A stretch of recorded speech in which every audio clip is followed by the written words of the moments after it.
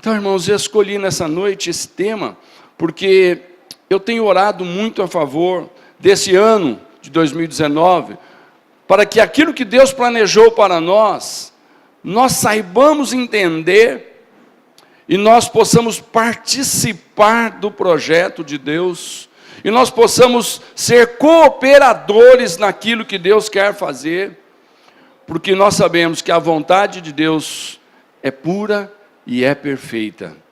Muitas vezes a nossa vontade é duvidosa, muitas vezes coisas que nós queremos que aconteça, e às vezes nós até oramos para que aconteça, de repente estamos lá nós falando, Senhor, não deixa acontecer não. Ou estamos lá, nós agradecendo, Senhor, obrigado porque não aconteceu. Às vezes a gente costuma dizer para os irmãos, cuidado com o que você pede a Deus, porque Ele pode te dar. Isso significa, sabe o quê? Tem coisas que nós pedimos sem saber o significado, e depois Deus dá, e aí nós temos que falar, Deus, perdoa, eu não sabia o que estava pedindo, mas agora, por favor, remove essa circunstância em que eu mesmo pedi para entrar. E por que às vezes Deus permite, irmãos? Não é porque Ele zomba com a gente, zoa com a gente, é que Deus atende orações. Quantos aqui acreditam que Deus atende orações? Com certeza. Quando você faz uma oração, você espera uma resposta de Deus. Antes de você orar, você analisa o que você está pedindo a Deus. E quando você pede, você tem certeza que Deus vai ouvir. Agora, quando Deus ouve, nem sempre a resposta é do jeito que nós queremos, é no tempo que nós queremos, vem num pacote de embrulho que nós esperamos. Muitas vezes a resposta de Deus, ela vem num outro formato, ela vem de uma outra forma, mas Deus responde às nossas orações. Eu escolhi um texto de Mateus 21, 22, onde o próprio Senhor Jesus disse assim, se crerem, receberão tudo o que pedirem em oração. Eu quero que você coloque isso na primeira pessoa do singular. Se eu crer, eu vou receber o que eu pedir em oração. Você pode repetir essa frase? Se eu crer, eu vou receber o que eu pedir quando eu orar. Sabe, irmãos, aqui existem 4 verbos envolvidos. É o verbo crer, receber, pedir e orar. Olha que interessante, se eu crer, e Jesus disse que a nossa fé não precisa ser muito grande não. Qual o tamanho da nossa fé? O suficiente para Deus ouvir a nossa oração? Jesus, um dia falando sobre isso, ele cita como exemplo o grão de mostarda. É uma pequena sementinha que produz uma árvore grande, mas a sementinha é pequena. E Jesus diz, muitas vezes, você só tem uma fé pequena para pedir algo bem singelo, bem simples, mas ali está um grão de fé. E o grão de mostarda pequeno, se ele for plantado, quem se encarrega de transformá-lo numa grande árvore é Deus. Se a nossa fé, por pequena que seja, for levada até Deus, crendo que nós vamos receber, porque Deus não é mentiroso para dizer que dá e não dá, e nós não temos preguiça de muitas vezes pedir. Sabe aquela ideia de, por que eu vou pedir se Deus sabe todas as coisas? Você já não pensou isso? Às vezes passa na minha cabeça, Deus, o Senhor está vendo tudo acontecer, eu não preciso nem falar, né? Beleza? Já viu aí? O que você acha disso? É uma meia-verdade. Na realidade, nada passa escondido aos olhos de Deus, claro. Mas por que é que Jesus mesmo disse, se você acreditar e você pedir orando, você vai receber? O que Jesus quis? Que nós possamos envolver a nossa fé com o compromisso da nossa palavra, e a nossa palavra tem que ser um diálogo com Deus, com base naquilo que nós sentimos, e não com base naquilo que às vezes nós estamos só recitando. Interessante que quando crianças vão aprender a orar, muitas vezes eles recitam. Muitas vezes os pais falam, repete comigo. E aí a criança repete. Mas pode ser que aquela repetição seja algo que está saindo mesmo do coração dela, mas pode ser que não seja. É só uma repetição. Agora, quando se trata de uma criança, Deus sabe muito bem a singeleza daquele coração. Mas muitas vezes, quando se trata de um adulto, o adulto está dizendo uma palavra, mas o coração não está nem aí. Então, Jesus vem e diz, olha, se você crer, você vai receber, se você pedir, orando. Percebeu, irmãos? A oração é a grande arma que nós temos para conquistar as coisas de Deus no reino espiritual. Quantos dão glória a Deus por isso? Agora, o apóstolo Tiago, ele vem e escreve lá no capítulo 5 da carta de Tiago, verso 16. Portanto, confessem os seus pecados uns aos outros, e façam oração uns pelos outros, para que vocês sejam curados. A oração de uma pessoa obediente a Deus tem muito poder. Façam oração uns pelos outros. Deixa eu fazer uma pergunta. Você tem orado por alguém? Você está orando a favor de alguém? A pessoa por quem você está orando, ela tem uma necessidade muito forte?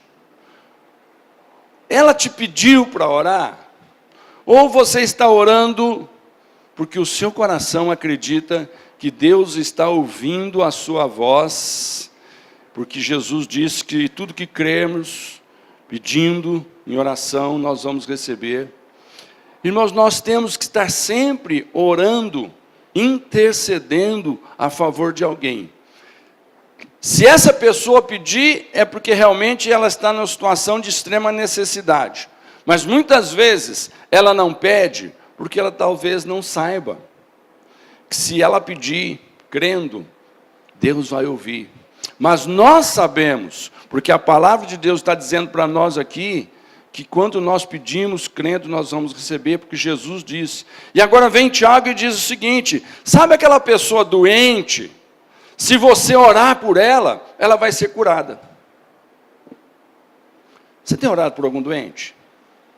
Irmão, quando você sente mal, qual é a primeira coisa que você pensa? No médico ou em Deus? Não precisa se acanhar se você esquece de Deus, não. Porque muitas vezes, irmãos, na hora da dor, do desespero, a gente tem a tendência de, às vezes, vacilar um pouquinho na fé. Mas, meus queridos, eu gostaria que você colocasse isso em consideração. Antes de buscar um socorro humano, um socorro médico, às vezes não dá nem para falar uma palavra, mas coloca o seu pensamento diante de Deus e fale com o Senhor sobre aquilo que está afligindo o seu coração. Acredite que se você orar por você doente, você sara. Se você orar por alguém doente, ele sara. Porque aqui a palavra de Deus, que não mente, está dizendo que a oração de uma pessoa que obedece a Deus tem muito poder. Amém, queridos? Então nós temos duas verdades aqui. Primeiro, que quando nós oramos, pessoas são curadas. E segundo, que quando a oração é de alguém que está com o coração voltado a Deus, obedecendo a Deus, aqui está dizendo que tem muito poder, tem muita chance de você ficar surpreso com o resultado que vai acontecer, às vezes, no imediato. Deixa eu fazer uma pergunta. Alguém aqui já orou por alguém doente e essa pessoa foi curada? Deixa eu ver. Quem já teve essa experiência? Amém? Amém. Glória a Deus. Você já orou por alguém que chegou em você com uma situação familiar e aquilo foi resolvido? Irmãos, estão sempre pedindo para o pastor orar, né? Mas, queridos, não peça só para o pastor orar. Peça para qualquer pessoa que é um filho de Deus, é um cristão que tem fé a orar. Porque a Bíblia aqui não está colocando que Deus ouve a oração do pastor. Aqui está dizendo, todo aquele que crê, todo aquele que obedecer, quando falar com Deus, Deus está dizendo, ok, já entendi, e a Bíblia diz que Deus está disposto a atender. Agora uma perguntinha, o que acontece quando nós oramos? Você vai orar por um momento, por uma situação. O que você acha que vai acontecer no momento que você orar por aquela situação? Você ora e já me aconteceu de orar por alguém doente e a pessoa falou assim, não aconteceu nada. Aí, continuo com dor de cabeça. Que é muito gostoso, irmãos, quando a gente acaba de orar por alguém e a pessoa fala, uau, passou. Mas quando a gente ora e a pessoa fala, olha, continuo com problema. Como é que fica a sua fé? Irmãos, a nossa fé tem que ser que Deus ouviu a nossa oração. Agora, a questão do momento da resposta, isso é com Deus. Tem gente que às vezes não ora pela doença do outro, pelo problema do outro, porque tem medo que ele vai orar e nada vai acontecer no minuto seguinte. Mas saiba de uma coisa, quando você ora, você começa a conquistar uma batalha no mundo espiritual. No mundo espiritual começa uma revolução, começa uma sequência de comandos, começa Deus começar a fazer as coisas acontecerem. Eu estou me lembrando aqui que houve momentos em que Jesus orou e o cego começou a enxergar de imediato.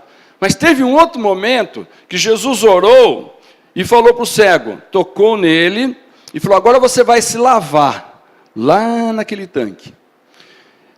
Do momento em que Jesus tocou até chegar lá, nada aconteceu. Quando ele chegou, ele se lavou, começou a acontecer alguma coisa. Ele começou a piscar e alguém falou, e aí, tudo bem? Já estou vendo gente parecendo árvore. Bom, para quem era cego, já começou a melhorar. Mas o que aconteceu logo depois? Foi restabelecida a visão. Então, queridos, muitas vezes nós não acreditamos muito na oração, porque nós somos imediatistas. Nós queremos orar e estala um dedo, passe de mágica, abracadabra e pup, a cortina abre e aparece a pessoa curada ou o problema resolvido. Mas não é bem assim. Não coloquemos limites em Deus, ok? Mas saiba que quando você ora, começa uma conquista no mundo espiritual. Então, existe até uma frase que às vezes a gente gosta de usar para os irmãos, né? Muita oração, muito poder. Pouca oração, pouco poder. Ou seja, o poder que nós temos como cristãos, como igreja, está tudo atrelado à quantidade de oração que nós fazemos. Agora, irmãos, 2019, estamos no começo do ano, primeiro mês do ano. Você tem projeto para esse ano? Você tem planos para esse ano? Você já orou a favor de algo que você quer que aconteça nesse ano? Eu acredito que sim, que você tem plano.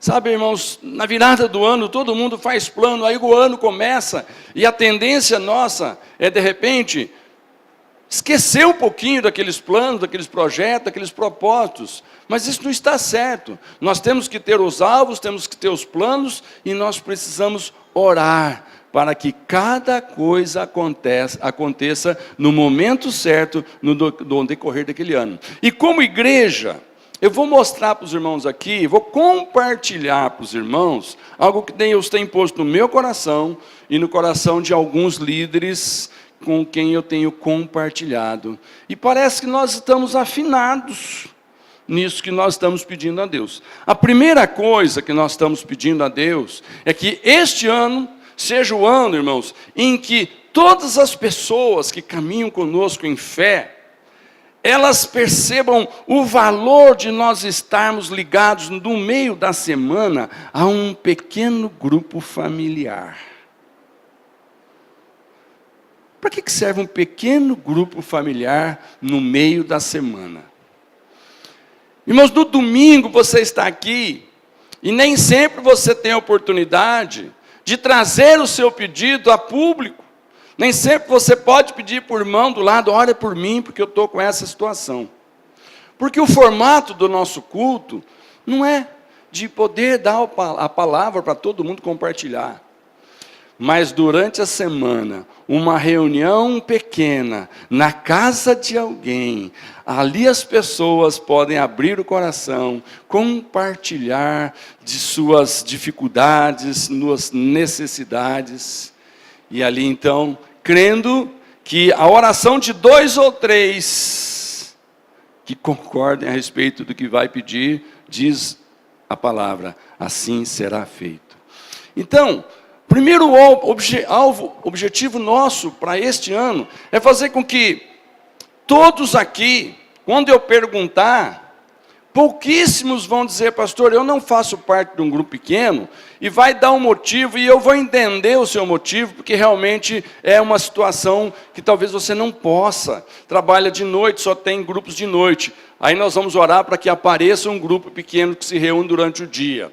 Ou então você vai dar um outro motivo, talvez distância, pastor, eu moro muito longe da casa dos irmãos, não tem ninguém próximo de mim, fica complicado. Nós vamos orar e Deus vai levantar mais perto de você um pequeno grupo que no meio da semana se reúne para você se reunir lá e orar com aqueles irmãos e Deus começar a operar maravilhas na sua vida.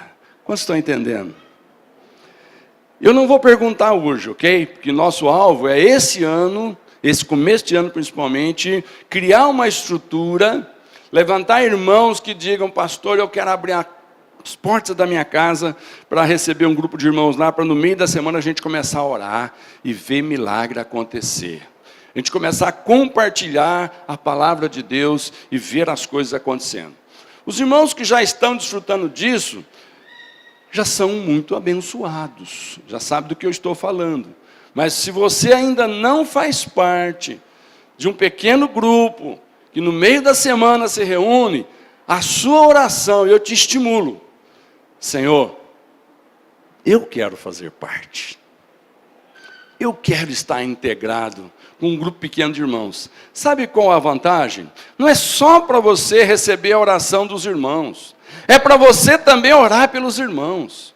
Não é só para você contar as suas dificuldades para os irmãos. É para você ouvir que outros irmãos talvez tenham problemas até maiores do que o seu. E aí a sua fé vai ser acrescentada. Porque de repente você vai ouvir o testemunho desse irmão dizendo, olha, eu tenho que dizer que a oração funciona. Porque eu estava orando por uma situação e ele vai contar. E aí ele vai dizer, e Deus ouviu a minha oração.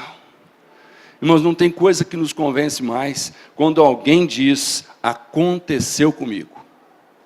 Contar a história dos outros é tão bonito, mas será que é verdade? Irmãos, quando a Bíblia conta aqui a história de Jesus, dos discípulos, dos profetas, é claro que nós cremos que é verdade, que Deus não ia deixar escrever na sua palavra sagrada uma mentira.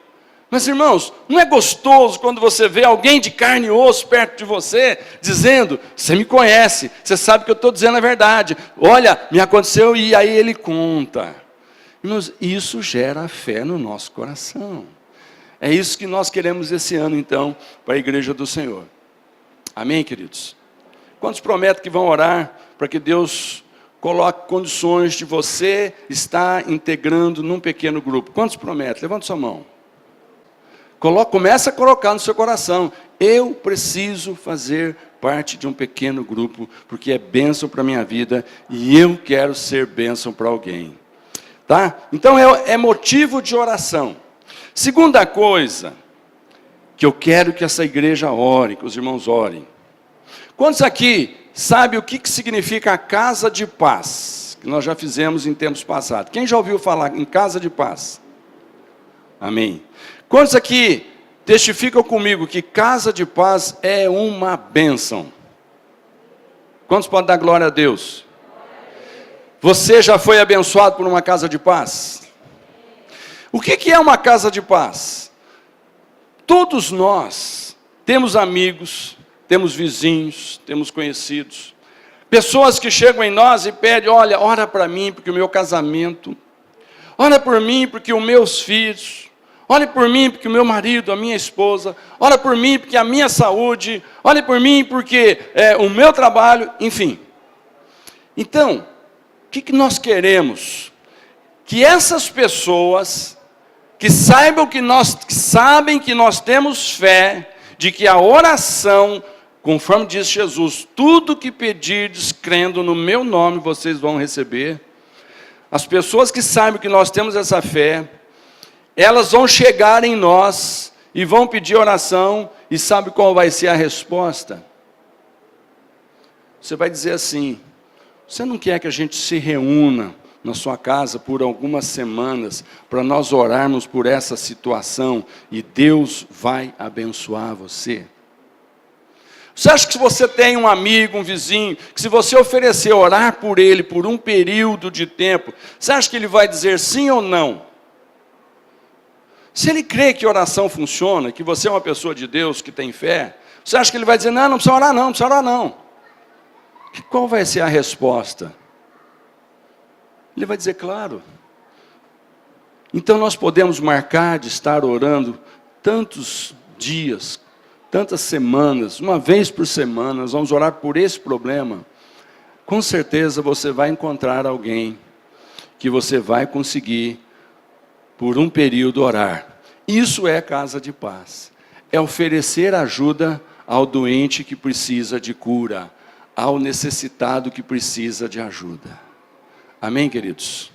Comece a colocar no seu coração que você gostaria de compartilhar a sua fé, gostaria de orar para ver o milagre acontecer na vida de um familiar, de um amigo de trabalho, de um vizinho, de um parente qualquer.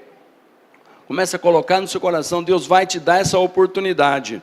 Você vai ser procurado por alguém que vai pedir para você orar, e você, daqui a um tempo, nós vamos dar a instrução certinha, e nós vamos dizer, irmãos, então nós vamos começar casas de paz, e nós vamos marcar o período. E toda a igreja vai estar orando a favor desse motivo, e nós vamos ver muitos milagres acontecendo esse ano. Quem aqui quer ver milagre acontecendo? Na sua vida e na dos outros, amém? E vai acontecer para a honra e glória do Senhor. Uma terceira coisa, irmãos, o que nós queremos que aconteça?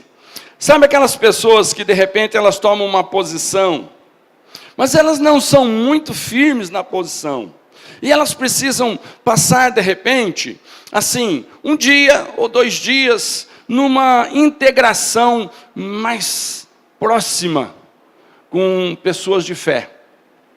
Então nós marcamos assim, 1 dia ou 2 dias, para estar juntos, um grupo de oração, ministrando uma palavra, auxiliando as pessoas na fé. Nós chamamos esse 1 dia ou 2 dias de encontro com Deus. Nós já tivemos inúmeros encontros no passado, irmãos, onde milhares de pessoas foram abençoadas por Deus. Inclusive, este que vos fala, eu fui muitíssimo abençoado por vários e vários encontros com Deus. Será que tem alguém aqui que foi abençoado pelos encontros com Deus que nós já fizemos no passado? Levanta a mão. Fica com a sua mão levantada. Você pode orar para que Deus abençoe, que esse momento volte no nosso meio? Irmãos, está no meu coração queimando. E Deus vai nos dar essa bênção em nome de Jesus. Quarta coisa, nós queremos que cada pessoa que tem o seu encontro com Deus, que tome a sua posição ao lado de Jesus, ele faça exatamente aquilo que Jesus fez, que está registrado em Marcos capítulo 16. Olha o que diz: quem crer e for batizado será salvo, mas quem não crer será condenado. Irmãos, batismo não é uma coisa que a igreja evangélica inventou para jogar o sujeito na água e dizer, aí, batizou aqui, agora está comprometido com a gente. Tem pessoas que às vezes têm um medo terrível de batizar, porque não quer compromisso. Mas deixa eu dizer uma coisa, o batismo não é um compromisso seu com a igreja, é uma obediência sua com o Senhor a quem você entregou a sua vida. Não significa que o sujeito batizou, agora ele se amarrou. o pé na cajarana com essa igreja. Não, mas sabe o que significa? Que o sujeito que tem fé genuína no Senhor, o sujeito que entregou a sua vida para Jesus, que depositou a sua fé em Jesus, agora ele está dizendo: Senhor, a coisa mais preciosa para mim é fazer o que Jesus mandou. E sabe o que Jesus mandou? Quem crer e for batizado. É lógico que a salvação vem pela fé, mas a obediência a seguir mostra o compromisso de fé, o tanto de fé que você tem, a ponto de aquele a quem você diz que entregou a vida, você confia tanto que você vai dizer: se ele mandou, eu vou fazer, não vou discutir. E eu quero ler um outro texto com você, que está lá em Mateus capítulo 16, onde diz que o próprio Senhor Jesus, um dia, chega diante de João, e ele mesmo passa pelas águas do batismo.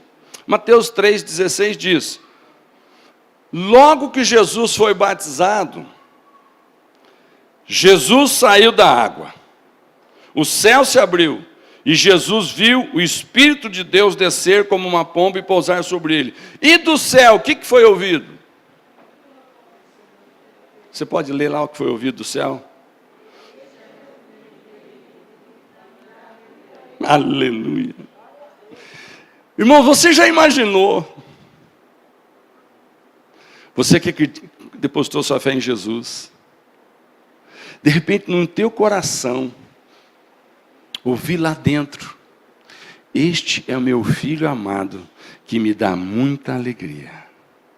Vocês acham que Jesus precisava ouvir isso porque ele não tinha certeza que era o Filho de Deus? Não. Jesus não tinha dúvida.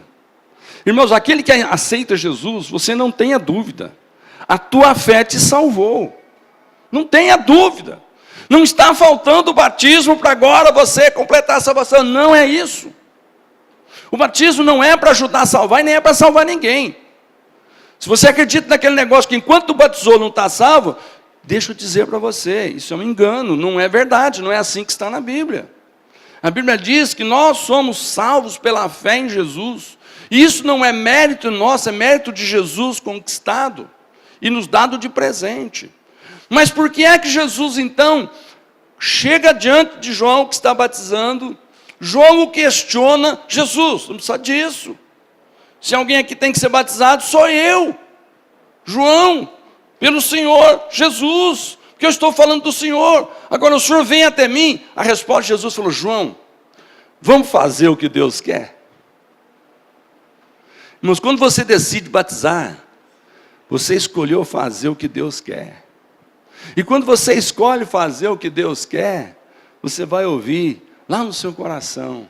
Não vai vir uma voz do céu audível, talvez, mas lá no seu coração, Deus vai dizer: aí está o meu filho amado, que me dá muita alegria. Porque você escolheu fazer justamente porque Deus mandou. E não tem coisa melhor do que fazer o que Deus mandou. Quantos dão glória a Deus?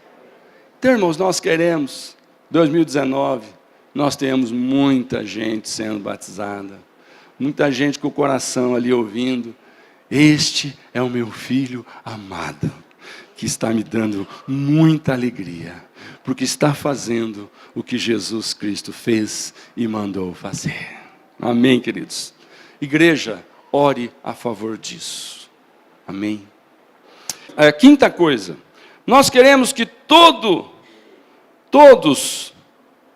aprendam a palavra de Deus participando de uma escola bíblica. Você já imaginou uma criança que nasce e ela não é alimentada? O que acontece? Irmãos, uma criança quando nasce, ela precisa de muito alimento. Ela precisa de muito carinho, de muito cuidado, de muita gente tomando conta dela, olhando para ela. Por quê? Porque existem situações em que se a gente não acode, acontece. A Bíblia diz que aquele que aceita Jesus, ele nasce de novo. Então é um neném, concorda comigo? Quem aceita Jesus nasce de novo. É isso que a palavra de Deus diz. Amém, queridos? Se nasce de novo, não nasce sabendo. Quem tem filho pequeno aqui, nós vimos o Benício.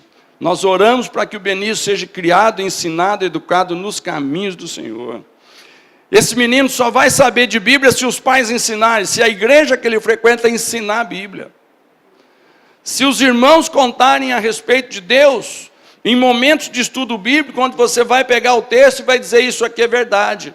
Quando eu entendi, e aí você conta a tua história de ter agido depois que entendeu, porque veio uma explicação sobre um determinado texto, que você estava ali na escola bíblica e Deus preparou aquele irmão que está trazendo a instrução, e aquela instrução caiu no seu coração, mudou a sua atitude, mudou a sua vida, e aí as coisas começaram a acontecer naquela vida. Mas é tão gostoso quando você vê uma criança andar, você vê uma criança falar, você vê uma criança resolvendo problemas, você vê uma criança de repente indo trabalhar. Todo pai, ele cria o filho, e a expectativa é que essa criança fique independente, e que essa criança comece a fazer as coisas por si só. Até um pouco a gente ajuda e depois nós ficamos esperando. E é tão gostoso quando a criança chega e fala, olha, eu já sei escrever, eu já sei ler. E é gostoso quando você tem um filho adolescente ou jovem, e ele chega e fala, pai, mãe, arrumei um emprego. Aleluia! Você não dá glória a Deus, irmão? Quantos aqui estão orando para o seu filho arrumar um emprego? Deus vai abençoar.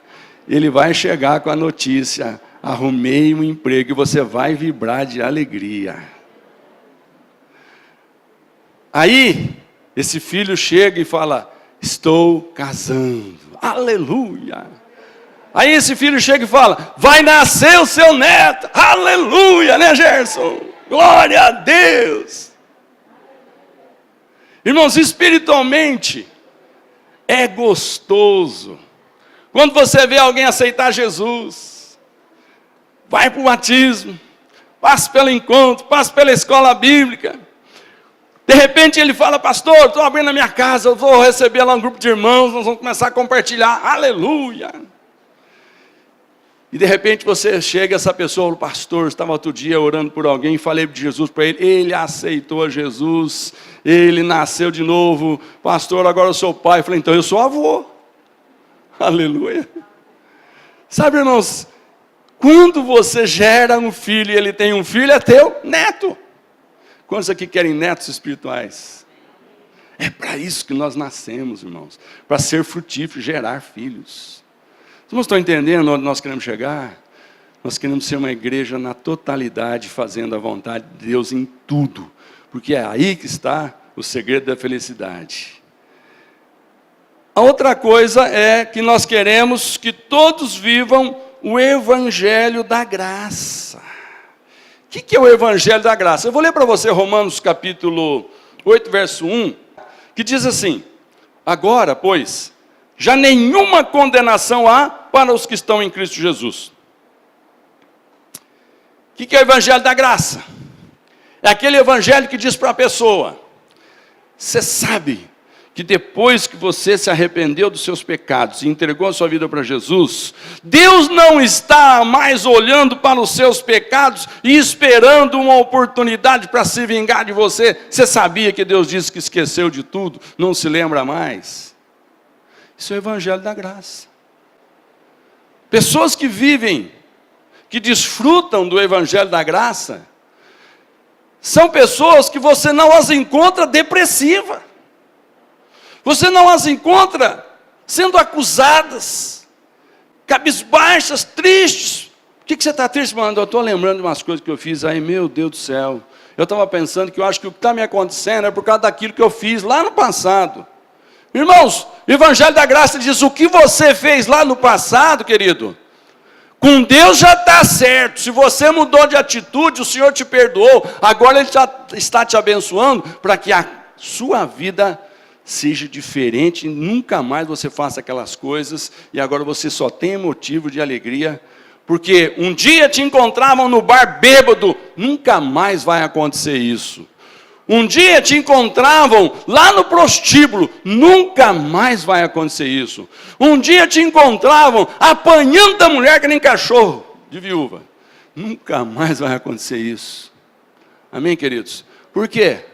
O Evangelho da Graça diz: se você mudou de vida, as coisas velhas ficaram para trás, eis que tudo se fez novo e nada, nada, nada te acusa mais, para a honra e glória do Senhor. Então esse é o Evangelho da Graça que nós queremos que todos aqui no nosso meio se sintam confortáveis, porque o Senhor não está para cobrar de nós. Você já imaginou, irmãos, que Deus é esse que de repente cobraria de nós coisas que nós fizemos em tempos de ignorância, tempos que nós não tínhamos capacidade para entender o que é certo e o que é errado? Você já imaginou você cobrar de um seu filho que hoje é adulto, porque ele quebrou uma dúzia de copos preciosos que você tinha lá na sua cristaleira, e agora você fica lá dizendo: olha, você vai ter que me pagar aquilo lá. Irmãos, você esqueceu, e o Senhor também esqueceu. Amém, queridos?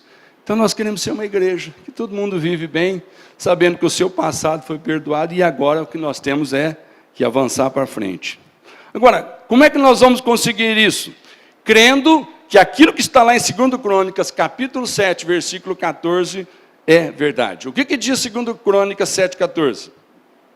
Você pode ler comigo? Se o meu povo, que se chama pelo meu nome, se humilhar e orar, e me buscar, e se converter dos seus maus caminhos, então eu ouvirei dos céus, perdoarei os seus pecados, sararei a sua terra. Olhe para esse versículo, irmão. Você acredita nele? Se o meu povo se humilhar e orar, e me buscar, eu vou ouvir, eu perdoo, eu saro a sua vida. Glória a Deus. Agora, irmãos, Jesus fazia milagres. Por que você acha que Jesus fazia milagres? Alguém pode dizer: porque Jesus, era filho de Deus. Ok, é uma boa resposta, mas será que era só por causa disso? Ou Jesus também tinha seus momentos de oração?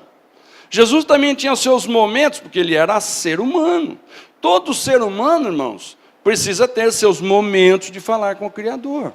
Então, lá em Lucas, capítulo 5, 16, mostra alguns dos segredos de Jesus. Por exemplo, Jesus ia para lugares desertos e orava.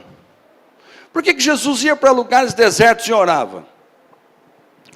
Você já precisou sair um pouquinho da rotina da vida, do barulho, ir para um lugar quietinho, onde ninguém te chama, o telefone não te chama, pessoas não te chamam, e ali você ficar quietinho um tempo, falando com Deus? Irmãos, oração não é monólogo. Oração é: eu falo e eu escuto. Jesus tinha momentos em que ele orava, e aí depois ele precisava ficar um pouquinho quieto, para que então ele percebesse no seu coração, na sua mente, o Pai enchendo ele de fé, de alegria e de gozo. Forma esse hábito, irmão, de ter um momentinho do dia ou à noite, mas que você vai para um lugarzinho, e ali você passa o dia limpo.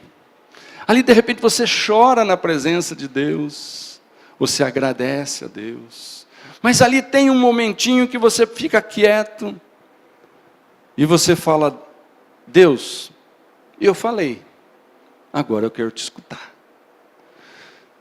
Talvez você não vá ouvir uma voz audível. Se Deus quiser fazer, não vou limitar a Deus, amém? Mas uma coisa eu sei, esse momento de meditação que Jesus tinha, ele saía dali fortalecido, porque ele sentia no seu espírito Deus falando com ele. Na mensagem de domingo passado, eu disse que Deus fala conosco no nosso espírito, amém? Mas nós precisamos colocar o nosso espírito à disposição de ouvir a voz de Deus. Então aprenda com Jesus. Jesus tinha momentos para falar e para ouvir. Um outro segredo de Jesus está em Lucas capítulo 6, lá no versículo 12. Naquela ocasião, Jesus subiu um monte para orar, passou a noite orando a Deus. Quando amanheceu, chamou os seus discípulos, escolheu 12 deles e deu o nome de apóstolos a eles. Irmãos, Jesus tinha que escolher alguns discípulos daqueles muitos que ele tinha. A Bíblia diz que em uma certa ocasião, Jesus escolhe 70 ou 72, dependendo da versão, manda de 2 em 2 para que eles saíssem falando do Evangelho. Então Jesus tinha bastante gente. Muitas situações mostram Jesus cercado de pessoas que depois que a multidão ia embora, ficava lá um grupão, às vezes, rodeando Jesus, querendo saber um pouco mais. Mas Jesus sabia que, quando ele subisse, pelo menos 12, ele precisava ter certeza de que esses estavam comprometidos com ele. Mas, como escolher de todos aqueles, os 12? Jesus foi orar. Então Jesus passou uma noite em oração. E ali então Deus foi falando, Deus foi mostrando, Deus foi mostrando. Agora, não tem projeção, eu vou pedir para você abrir a sua Bíblia em Lucas capítulo 9. Eu vou ler do 28 ao 33. Mais ou menos uma semana depois de ter dito essas coisas, Jesus levou Pedro, João e Tiago e subiu o monte para orar. Enquanto orava, o seu rosto mudou de aparência, a sua roupa ficou muito branca e brilhante. E de repente, 2 homens apareceram ali e começaram a falar com ele. Eram Moisés e Elias, que estavam cercados por um brilho celestial. Eles falavam com Jesus a respeito da morte, que, de acordo com a vontade de Deus, ele ia sofrer em Jerusalém. Pedro e os seus companheiros estavam dormindo profundamente, mas acordaram e viram a glória de Jesus e os 2 homens que estavam com ele. Quando esses 2 homens estavam se afastando de Jesus, Pedro disse: Mestre, como é bom estarmos aqui! Vamos armar 3 barracas, uma para o Senhor, outra para Moisés e outra para Elias. Pedro não sabia o que estava dizendo. Irmãos, olha que interessante. Jesus leva os 3 mais chegados para a oração. Eles dormem e quando eles acordam, eles estão vendo Jesus conversando com outros 2 que não estavam mais vivos na terra, estavam então na dimensão espiritual. Então, talvez eles não ouviram uma conversa, eles só viram que de repente estava um ambiente muito, mas muito gostoso, ao ponto de dizer: Senhor, deixa a gente fazer 3 barracas aqui, a gente não precisa mais sair daqui. Sabe qual é a lição que eu aprendi aqui, irmãos? No lugar que nós gostamos de orar, aquele lugar é especial, porque a presença de Deus está naquele lugar. Crie um cantinho na sua casa para você orar. Você vai ver que você vai gostar de estar naquele lugarzinho, porque você vai ter muitos momentos gostosos orando com Deus naquele cantinho. Irmãos, é importante saber que quando nós fazemos alguma campanha e nós marcamos para orar, muitos irmãos falam: pastor, mas eu não posso orar em qualquer lugar? É claro, você pode orar em qualquer lugar, porque Deus está em todo lugar. Mas sabe uma coisa que a gente tem aprendido, que pessoas têm compartilhado? No lugar da batalha deve ser o campo de oração. Onde que nós vamos travar a batalha? Naquele lugar nós temos que sentir a presença de Deus antes da batalha começar. Sabe por quê? O que Pedro, Tiago e João sentiram? Esse lugar é especial. A presença de Deus está enchendo esse lugar. Então, irmãos, quando nós oramos aqui na igreja, em prol de alguma campanha, em prol de alguma conquista que nós queremos ter, irmãos, enche esse lugar de uma glória de Deus. A pastora falou, o Cidinho confirmou, e ontem nós vimos aquele lugarzinho ali, ó, onde os LKCs reuniram. Irmãos, a glória de Deus estava naquele lugar. Crianças levantando, pegando o microfone e falando, e orando e dando testemunho. Crianças. Porque o lugar foi cheio da glória de Deus. Quantos estão entendendo? Então, queridos, essa é uma lição que a gente aprende aqui com Jesus. O lugar onde Jesus estava, um lugar gostoso. Um outro texto está em Mateus capítulo 26. Abre Mateus capítulo 26. Uma outra coisa que os discípulos também aprenderam com Jesus. Capítulo 26 de Mateus, versículo 36. Jesus foi com os discípulos para um lugar chamado Getsêmani.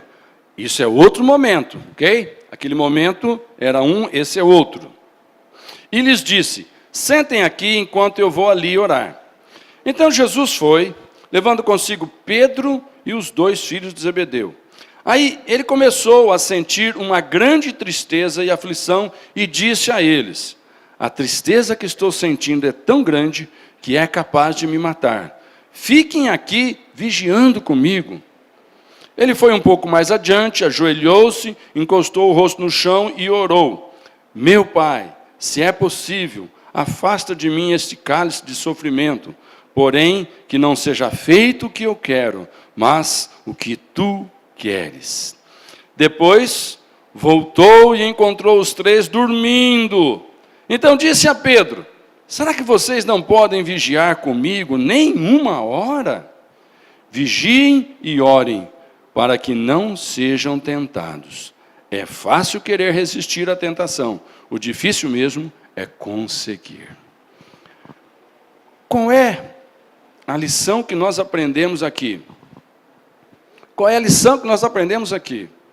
Irmãos, Jesus, no seu momento de oração, passou por momento de aflição, porque de repente ele começou a falar com o Pai a respeito das coisas que precisavam acontecer.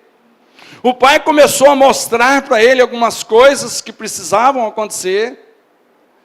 E o espírito humano, como todos nós temos alma, somos um corpo, começou a sentir terror.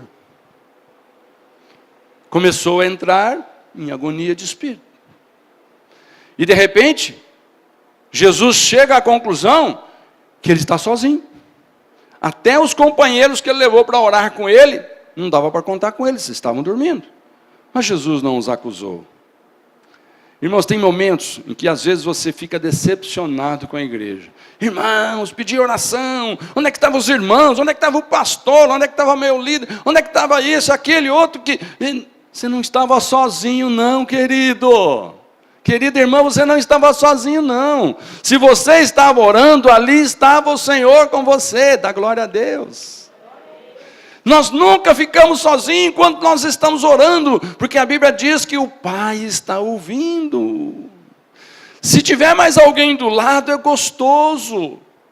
Mas quando esse alguém do lado está dormindo, não tem problema, o Pai está acordado, aleluia. Irmão, não importa se você às vezes entra em aflição e se sinta sozinho. Esse sentimento passou em Jesus também, mas sabe que a verdade é esta. Você nunca está sozinho quando está orando, porque Deus está com você, ouvindo a sua oração. Amém, queridos? Então, sabe, esse problema que às vezes você está aí, querendo solução, quem sabe se Deus não está querendo que você vá para um cantinho. Se você puder convidar alguém, amém, mas se não puder, não tem problema. O Senhor está lá com você. Amém, queridos? Então, oração é a chave de Deus para termos sucesso na terra. O sucesso em nossa vida, irmãos, é proporcional ao tempo de oração que temos. Muita oração, muito sucesso. Pouca oração, de repente, você vai precisar passar por um pouquinho mais de tribulação para ficar um pouquinho mais na presença de Deus. Afinal de contas, tem pessoas que só correm para perto de Deus quando as coisas ficam feias. Tem pessoas que, se Deus abençoar com muita largueza, com muita bênção, com muita saúde, com muito dinheiro, com muito isso, aquilo, ele fala, para que precisa de Deus? Está dando tudo certo. Time que está ganhando, você quer mexer? Alguém fala, precisa mexer, mas mexer para quê? Está ganhando. Essa é a nossa tendência. Olha, se eu não estou orando e Deus está me abençoando, eu vou orar para quê? Mas de repente, irmãos, algumas coisas começam a ficar em tempo de guerra. Em tempo de guerra se luta. Eu não sei para quem que eu estou falando, mas pode ser que você esteja, ou já está nele, ou está para entrar nele. Mas quando estiver nesse tempo de guerra, lembre-se, Deus está com você. E a sua fé vai crescer nesse tempo de guerra. Quando você perceber que a mão de Deus é poderosa além do que você imaginava. Amém, igreja? A mão de Deus. Agora, irmãos, oração significa, sabe o que também? Dependência de Deus. Quando você precisa, você corre atrás. Não precisa, você faz de lado. Então, quem depende muito de Deus, ora muito. Quem depende pouco, ora pouco. É ou não é verdade? Está tudo bem, dependo pouco, então não precisa muita coisa, está bom. Mas aí a coisa começa a ficar feia, aí começa a chegar na presença de Deus. E muitas vezes Deus permite, porque é isso que Ele quer, você na presença dEle. Amém? Mas eu quero concluir. E já quero pedir para os irmãos já vindo para cá. Na nossa conclusão, irmãos, é que oração faz acontecer.